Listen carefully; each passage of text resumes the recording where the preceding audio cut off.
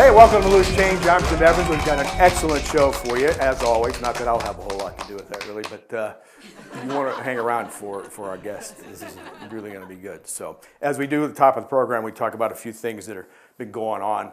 Like, I don't know if you heard this or not, recently the Youngstown, Warren area was named among the nation's leaders in exports. True, in exports. I was thinking, not bad for an area normally better known for its ex-cons. So, we'll take that one. YSU football team opened the season at Illinois. The Penguins did pretty good too. Played them tough, came out healthy, and came away with a healthy paycheck, $560,000. $560,000. Just about enough to cover 4 students' books and parking passes. Just about. Browns wide receiver Josh Gordon is scheduled to sit out the year for violating the NFL's drug policy. However, that may be amended. He might have the chance to play. But in the meantime, he's scheduled now to be a car salesman at a dealership in the Cleveland area. But apparently he's not going to really sell the cars. He's going to sell the suspensions. So he knows about that. You know what, Greg? Can I see the cue card? That's what I thought that paragraph said. So, what else? So, recently there was another earthquake in California. It started in the northern part of the state, a little more intense there, trickled down to the lower part of California. Just shook things up just enough for 3 more kids to spill out of that Octomom woman. Hey, it's Loose Change, and Rich Morgan joins us next. You better hang around for that. That's our prediction.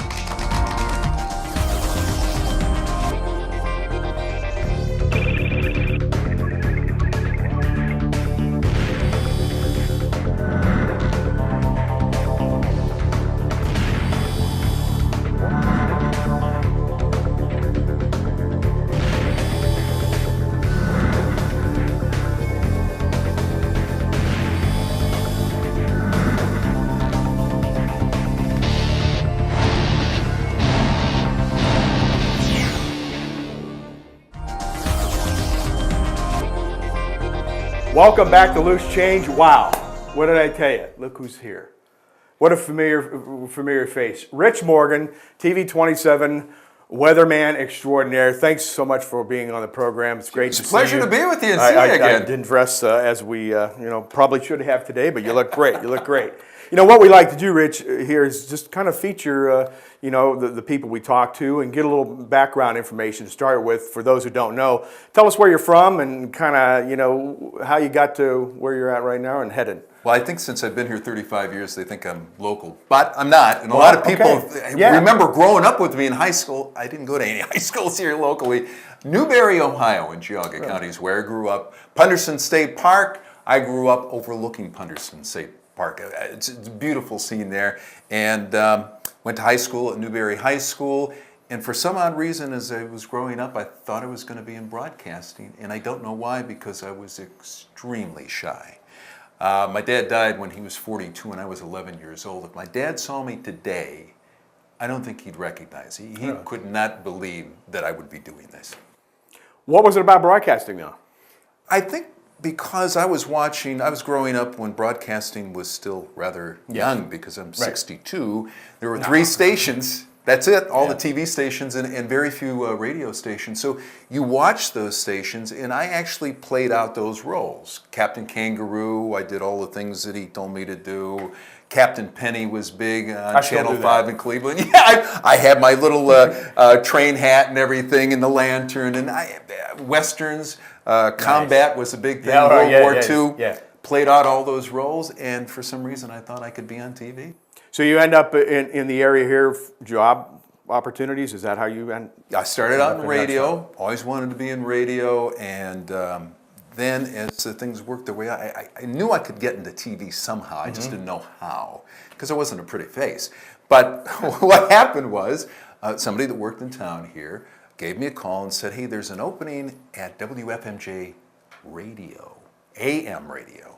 So I called up, and Dan Rivers was the boss there. He hired me, and I worked there for about, I think it's 3 months. And the folks at WKBN, J.D. Williamson realized that he'd heard my voice on one of the tapes that was sent in and great said, radio Pete voice. Gabriel, give him a call, see if he'd be interested in coming over.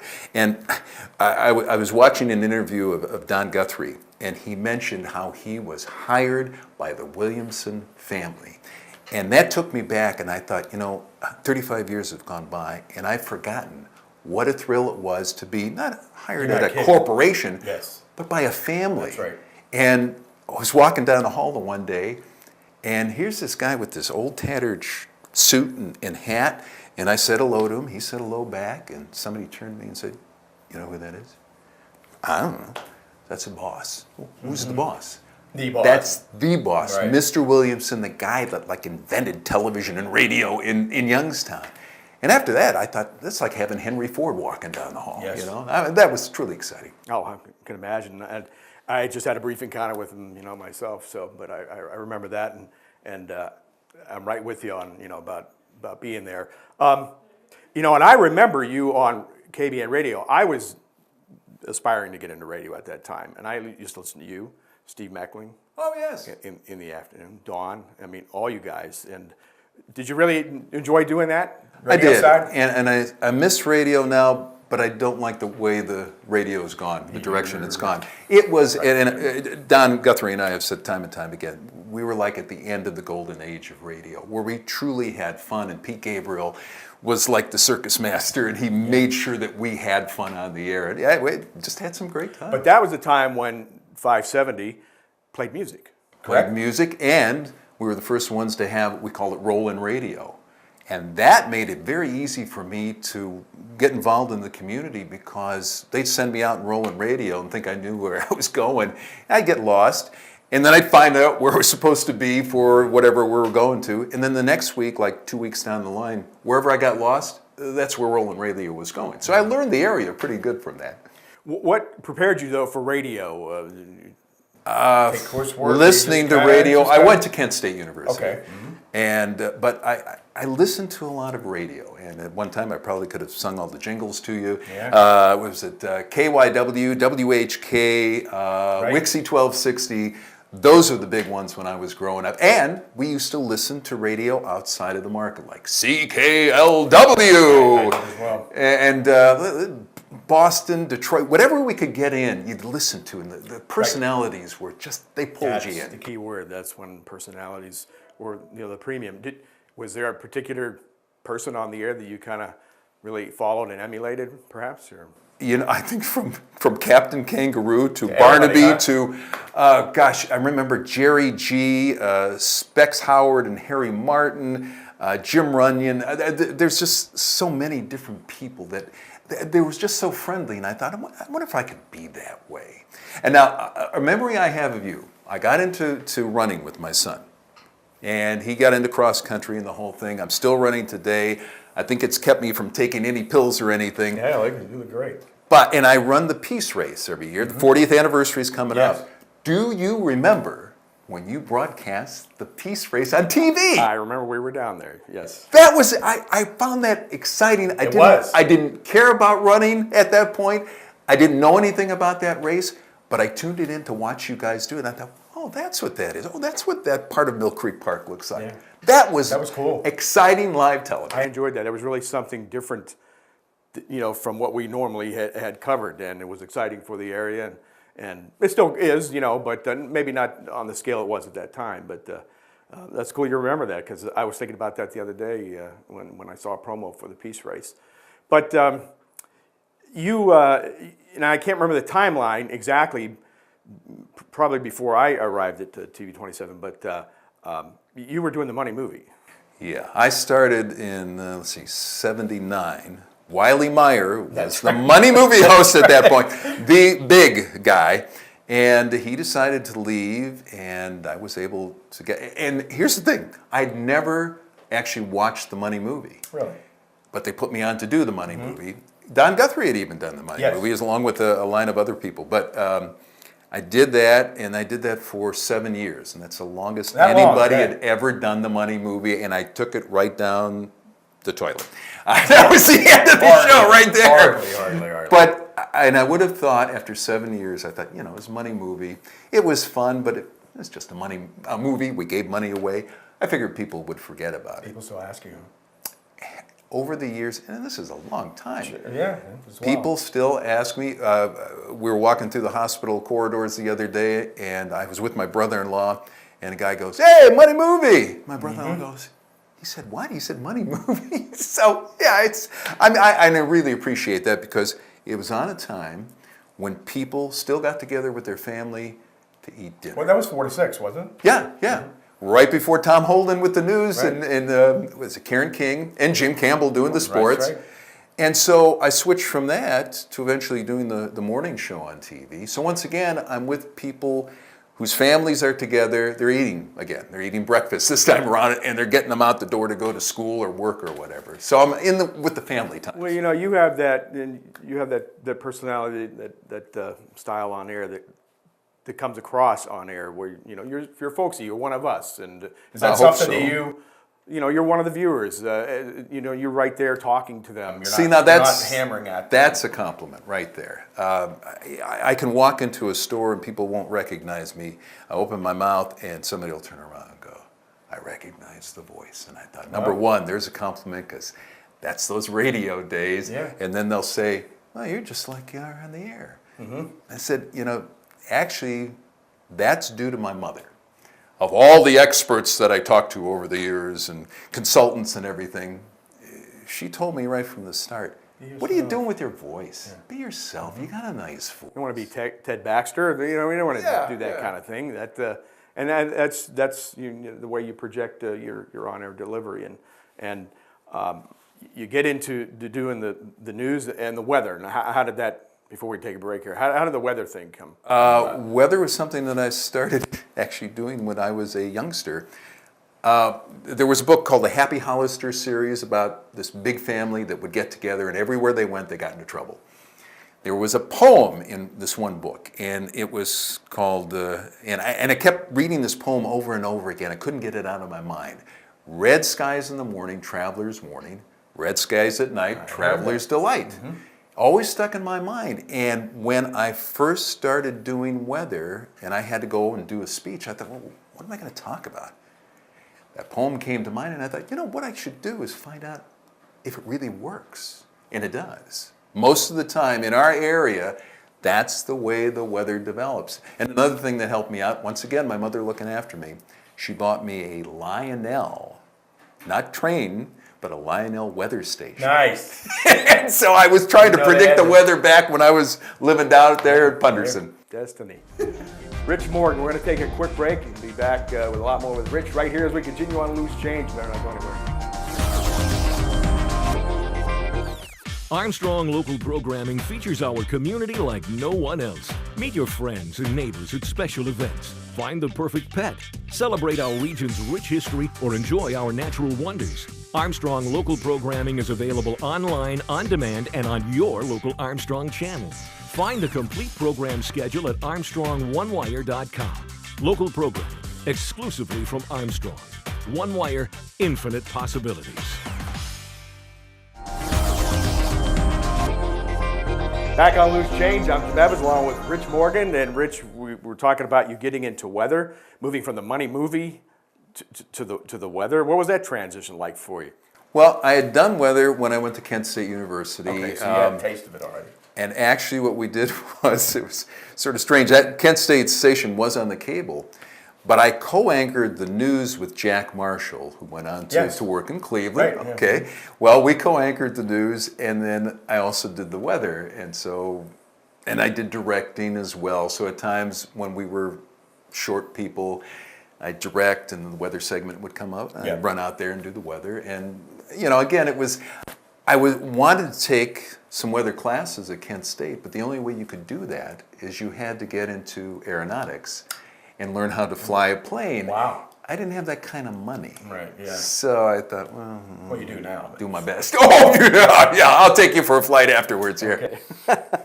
But you were comfortable when you started doing the weather, and I had a chance to fill in once doing that, and initially it was like, this is just challenging. I mean, people think you just stand there and No, there's a lot more to it than that. I've seen many people go up there and think that it just comes out of the map, No. and it doesn't. No. You use the map to tell a story. That's simply what it is. It's like doing a play.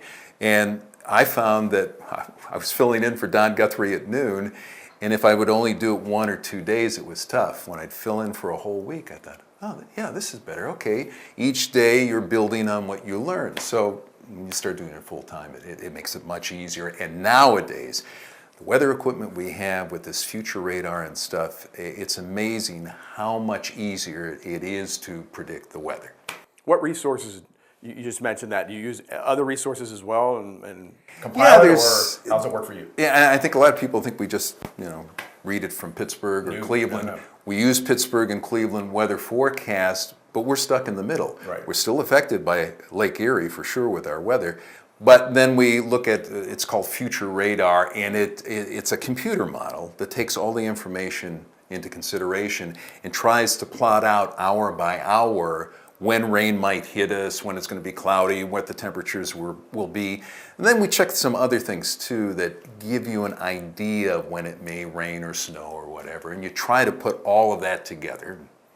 Sometimes you get it, and sometimes, Well, it's getting better. That's the one thing, I thought about, most of my thing was in sports. I did some news, had a taste of doing the weather. And that's the one segment of the newscast where, in news in sports, we're telling people what has happened. You guys have to predict what's going to happen. I mean, Yeah, we're did you working ever- with science, but I'll about tell you, that? between doing the weather and doing sports, I could never do sports, especially play-by-play. All the stuff that has to be running through your mind, the things that you have to memorize, you're looking at the numbers on people and you tell us what the name is. And I'm thinking, how do you know that? How can you remember it? I can't watch that action moving that fast. So weather's a little slower. Well, are you one of these weather guys or weather people that, do you get revved up about really inclement weather? You're not a storm chaser, are you, or anything like that? I'm not Paul Wetzel. If you are, that's okay. Paul Wetzel is a guy He's into that that, comes huh? in, and I could be at the end of my shift. He'd come in with all this energy, and he'd get me pumped up to do the noon news. And that's the way he is about weather. I guess that's the way I am about broadcasting overall. Okay. But storms, he's done some storm chasing. Yeah. I don't want to storm. I don't want to be standing out there with the wind blowing me over, and say, you shouldn't stand out here, folks, but I'm here. That's what it is. Yeah, it's crazy. Did you ever think about doing news? Yeah, well, actually, I did news, and I'll tell you, the place that I got the best experience that brought me up to getting a feel for community is WPVL Radio in Paynesville. I was there for 2.5 years. It no longer exists. It's another place I put out of business, but it was very community-minded. When I went for the job, I had to take a test on current events. I must have passed it because I got the job. Nice. And I was doing news in the morning, and then the program director left, and so I ended up doing the news and hosting the morning show, which had music and news. And when a problem would happen, and there were a lot of problems with the electrical company, we had a line right into the electrical company, and I'd interview the guy from the electrical company. We had an expert on local history. Whenever something was coming up, I could pick up the phone, talk to him. And so there were a lot of community people that I could get on the line for a morning show and interview them. And it made it exciting. And that's what I find exciting about morning radio, morning television. You've been asleep for 8 hours, you've been asleep for 8 hours, and you're thinking, what happened when I was conked out, And that's, to me, the exciting part. And I don't feel that there are a lot of people that work in this business that see that. They're more into just passing along information. This truly is an exciting business when you do it right. You got to get up awful early every day. How's that grind been for you? You're still doing it, so. You never get used to it, and it's like, it's going to be 22 years. I know.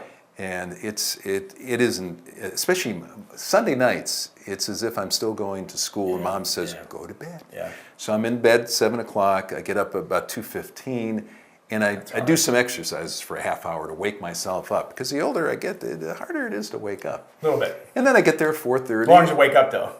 Yes. Yeah, well, that's it. Yeah, that's a plus no matter big what. plus. How has broadcasting changed in your estimation? Dramatically, as we talked about earlier, radio is not the same. It's not that personality-driven thing. And Not as much now. TV used to be somewhat like radio, but now it's changed. And overall, because there are, and I should have known when I was getting into radio and television, they were telling us about the future of cable. And they said, this will open up so many more jobs. And I should have thought and I did think, well, let's see, if there's more jobs, that means the pay scale is going to be lower. And unfortunately, to me, I think the level of quality is lower because you started ending up with all kinds of junky stuff on the air. I don't think today's people, like I was watching quality people on just 3 stations. Unfortunately, I think the people who are coming up and broadcasting are seeing a lot of the junk that's on the air. We only have a couple of moments left, unfortunately, but you mentioned our good friend Don Guthrie, and most everyone in the area knows the challenge that he's facing right now, and I think about him all the time, pray for him. And how's Don doing right now?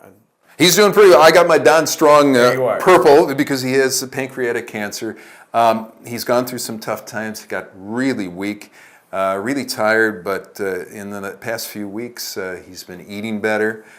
He's going through chemo. Okay. I believe this first part is going to end here, so he'll get a break from that. And what a great guy, though. I have such fond memories of working with him. I still have a letter. When I was trying to get into WKBN, he turned me down for the job the first time around. But he was my first friend at WKBN. Yeah. He looked out for me. If I was messing up, he tapped me on the shoulder. Don't do that, Rich. I mean, he's been a true friend throughout the years. And that's the way I consider him. Thanks to everybody. I can't believe the amount of mail that he's gotten, packages, emails, everything. That's fantastic. People really love him. Well, we wish you the best, Don. And before we let you go, Rich, we're going to have a mild or tough winter.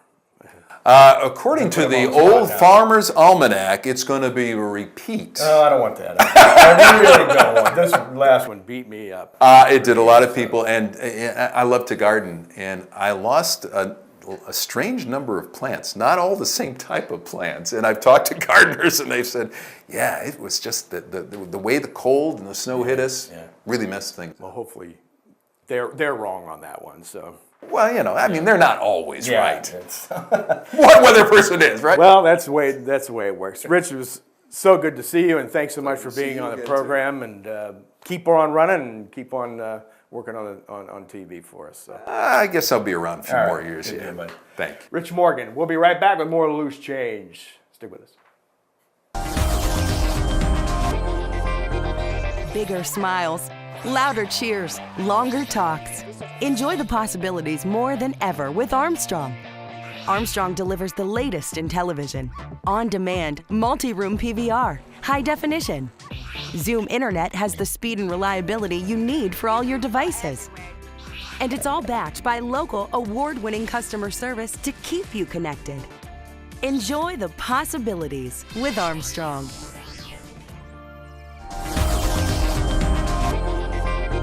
Welcome back to Loose Change. Again, I'm Jim Evans, and right now I'm joined by Dr. Gus Biscardi. He's with the Eastern Regional Kidney Foundation. I have to look You've got it. That's correct. I think I got it in there. And you have a very important event that's going to be happening here. You want to talk about that? Surely. We have an event coming up, which is a Kidney Disease Awareness Walk.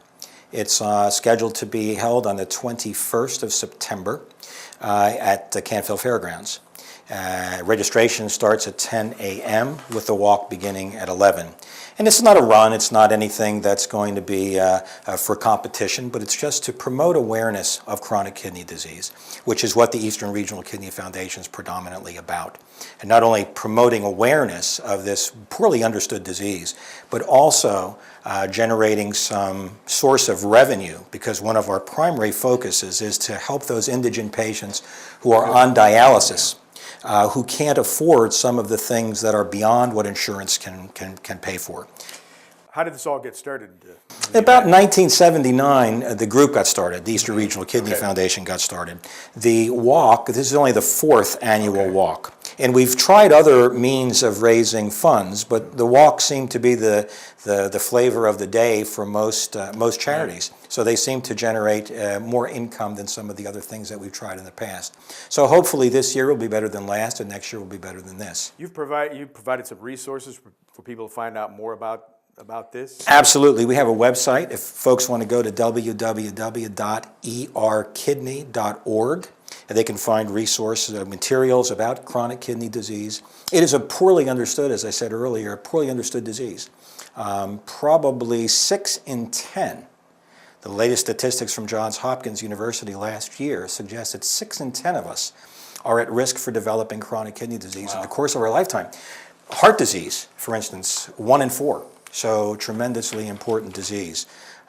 We'd like to thank some of our benefactors, as a matter of fact, for this walk. The kidney group on Belmont Avenue in Youngstown has generously donated $10,000 this year to help us with the indigent support for these patients. There's some prizes involved, too. There are some prizes involved, indeed. Yeah. If you bring an old pair of shoes, you'll automatically get a raffle ticket to win some baskets and some other 50-50 events, which is the minimum prize will be about $500. So not a bad investment for a buck.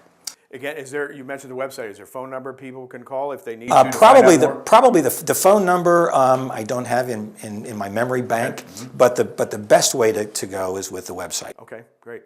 And again, tell us the day and the time. And the day is September 21st. It's a Sunday, 11 a.m. The walk starts. Sign-ups begin at 10 a.m. And we'll look forward to seeing as many folks out there as possible to support this worthy cause. We'll make sure we have Rich Morgan predict good weather. Absolutely, he'd better. He was here, so. I saw him on the way out. You better come through. Doctor, thanks so much. Thanks a bunch for bringing us in. Good luck with the event this year and in coming years, and hopefully we can talk again. Thanks very much. Appreciate it. Augustine Biscardi. That's going to do it for our show. Thanks so much to Greg Roten and, of course, to Rich Morgan. And I'm Jim Evans. We'll see you next time right here on Loose Change. We better see you.